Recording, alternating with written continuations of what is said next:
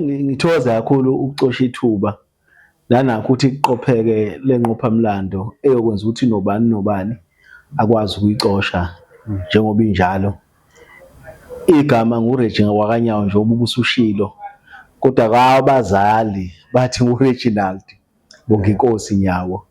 Ngokokuzalwa-ke ngizalwe kwaCeza esibhedlela, indawo okuthiwa ikwaNhlonga, lapha engikhulele khona ngafunda khona. Uthe-ke ngokuhamba kwesikhathi ngiseyingane kakhulu umama washada kwaNyawo eNgwavuma. Isikhathi esiningi-ke angisichithanga mina eNgwavuma, cishe ngaya nje unyaka owodwa khona emnganeni bami uma besho ngoba ngangisalibele kakhulu ngalezo khathi. Kwashona-ke ubaba-ke uNyawo kwakuthiwa uDumisani. Ngabuya-ke ngahlala nje kwaCeza impilo yami yonke. Umuntu ukhulele khona kwaCeza yafunda esikoleni okuthiwa isehlangana kahle. Lesikole okuthiwa ihlangana kahle ekuqaleni sasibizwa ngokuthiwa inkomeni ngoba sasifunda nje esontweni elapha nje enhla kwasekhaya khona kwaCeza endaweni okuthiwa ikwaNhlonga. Okay. Ngalezi ayikhathi-ke lapho wawuthi uma ufunda nifunda endaweni nje elisonto, uthisha ofundisa kuleli yakhona nofundisa kuleli yakhona nakuleli nifunda endaweni eyodwa nithulisana umsindo ngapha. Umuntu wafunda impela ngaleyo ndlela. Emva kwalokho-ke kwase isikole-ke leso sisuka esontweni-ke sekwakhiwa-ke isikole. Nakhona ukwakhiwa lesikole kwaba umbono womntwana waphinda angene lapho khona ayekhuluma ngo-Rand for Rand. Isikole lesiyana abazali abafaka inkece kanjalo nohulumeni wafaka inkece, sagcina nje sakhiwa from the scratch ngoba ngale nkathi sisanda kuqala sasakhiwe ngodaka. Kusuka kude lapha eSouth Africa, ngeke ngibone nje intsha le enye ubona ukuthi ayinalo ulwazi ukuthi kusuka kuphi. Emva kwalokho ngathi uma ngiqeda-ke ukufunda hlangana kahle ngase ngiyofunda e-high school esikoleni okuthiwa iseMnyamane. Nawo uMnyamane wakhiwe umuntu esevele esefunda lapha e-primary. Ukuvulwa kwawo nje wavulwa nami ngasuka ngapha ngabe ngiya ngapha. Nakho ngoba kukhulunywa ngoMnyamane isikole wahlonishwa ngaso ubukhosi bakithi kwaButhelezi. Kwazise uMnyamane waNgqengelele ukhona lapha newadini engiphuma lona kulona ku-Ward 2. Mangisuka lapho-ke ngabe sengiba nenhlanhla yokufunda e-University of Zululand. Kwafundeka lapho kuthe sekusele unyaka wokugcina.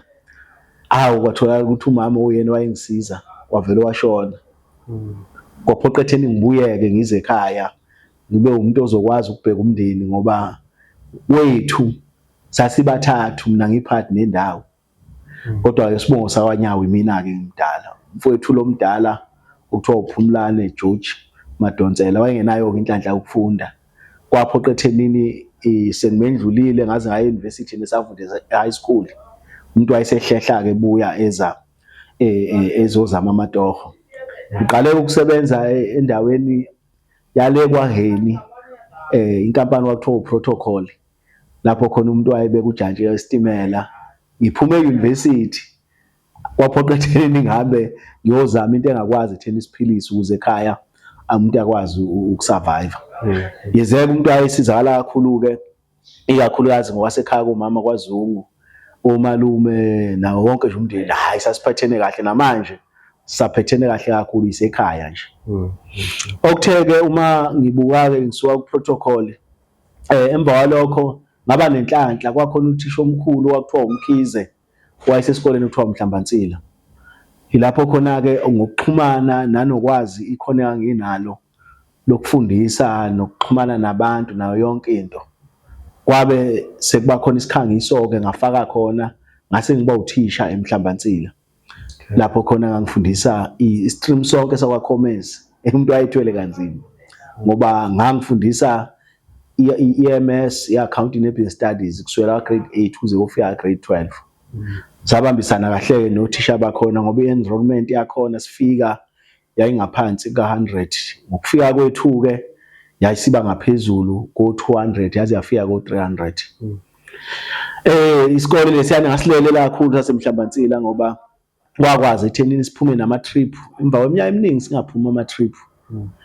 Ngenxa yokusebenza kahle kwabe sekuvuleka ithuba endaweni okuthiwa ise-KwaDamba, lapho khona engabe esikoleni-ke sebengithatha as i-admin clerk. Ngangiboniswa kancane kulezi zinto zamakhompyutha kangangokuthi iprogram le yayifika kwa-education kwakuthiwa uLorit, ngangiyazi kanjengoba ngizazi, ngangikwazi ukufundisa nabanye ngilekele nezinye iy'kole. Okwathi uma kuvuleka ngoba eMhlambansila ngangiyi-contract, kodwa uma kuvuleka ngapha bakwazi etheni eSawoti uMemqwabe akaze benanaze ne-SGB ukuthi ngizoba i-asset kubona. Ngale nkathi-ke ngiseke ngapha esikoleni eMhlambansila kanjalo nangapha eSawoti ngaba nenhlanhla yokuba u-presiding officer wangiqasha ngapha eMhlambansila kusukela ngo-2005 kwaze kwafika isikhathi sika-2007 sengisuka-ke ngaliya. Uma ngifika nangapha eSawoti ngaphinda nakhona ngaba u-presiding officer. Lokho kwenza ekuthenini kuyipolitiki ngale nkathi ngisewuthisha nala sengiyisenior admin clerk angikwazanga ekutheni ngibe active, kunalokho ngangibasiza ngiqashe iy'moto kuyiwa lapho kwakusuke kuyiwa khona. Emva kwalokho-ke kwabe sekuqaleka-ke esinye isigaba ngoba kwafika owayewumeya ngaleso sikhathi okuthiwa u-LD Buthelezi Delate, ehamba nobaba owakuthiwa uSigubudu nobaba owakuthiwa uShenge uMqemane, ababesebeza kimi bezongicela ukuthi hey kubukeka iqembu lomntwana waphinda angene ngoba kuyiwa ku-2011 kubukeka libhubha nje. Ngalezo khathi-ke nami ngangisakwazi ukuyiphilisa ngokwasemsebenzini kwa-education, ngiphinde ngama-weekends ngishuthe iy'thombe, amavidiyo, ngidlale nane-sound.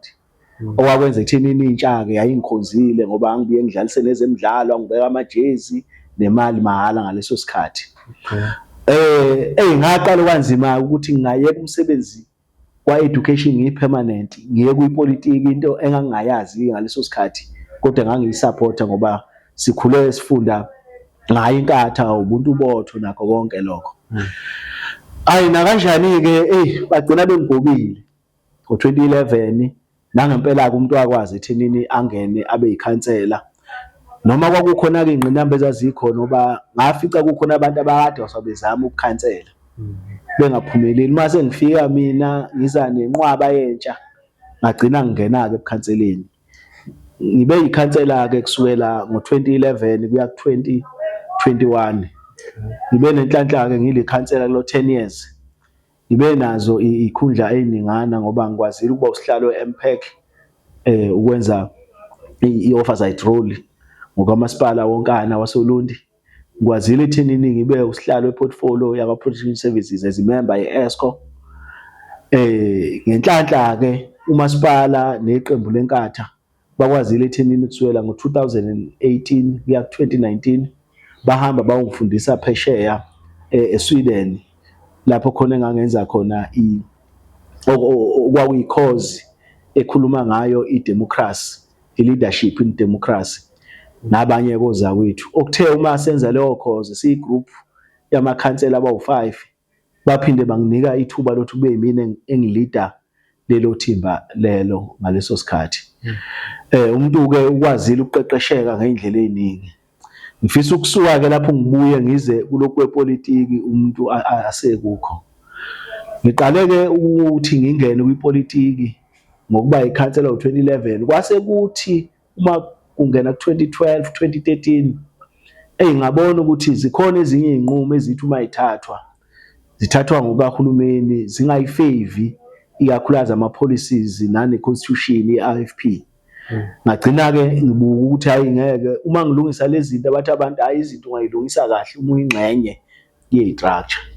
Ngo-2014-ke ngoJuni ngabe sengikhethwa ukuthi ngibe unobhala wentsha esikini sasoLundi.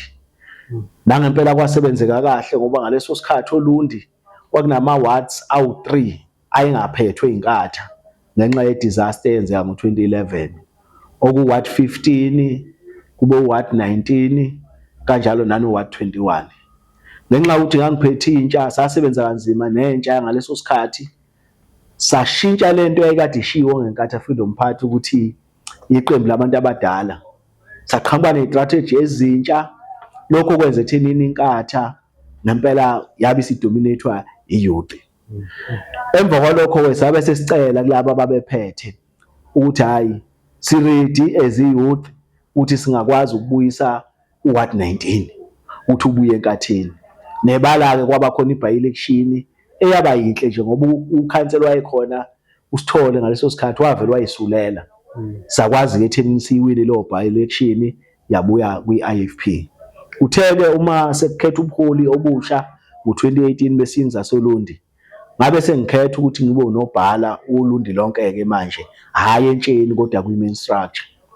Umuntu wasebenza kahle-ke lapho futhi ngoba uhlelo laliqondile ngoba ngangwazi zonke amawadi namaziko nenza uhlelo lokuthi ngixhumane direct nama-branches ngoba ngangazi ukuthi siye ngisona esiphethe iqembu abanikazi beqembu phansi amaziko.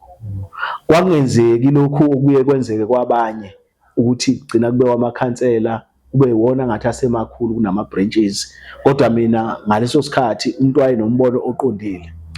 Ngalesikhathi-ke ngunobhala ngakwazi ukwenza i-document lapho khona engangikhomperisha ama-results kusukela ku-2011 kuye ku-2014 kuye ku-2016 kwaze kwafika ku-2019.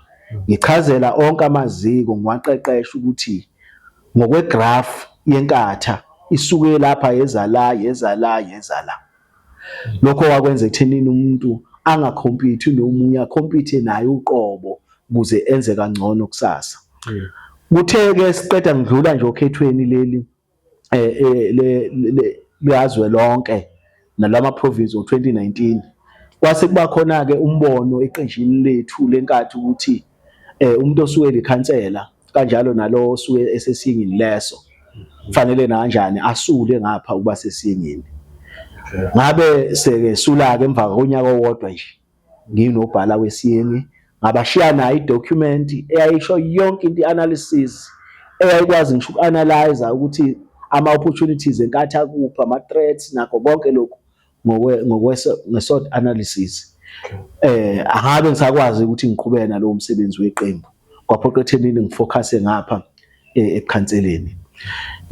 Ngifisa ukusho ukuthi ziningi izinto-ke ezashintsha lapho kodwa-ke abantu-ke phela uma sebenezwe ithuba abanye siyayisupport lapho kuyeke phambili.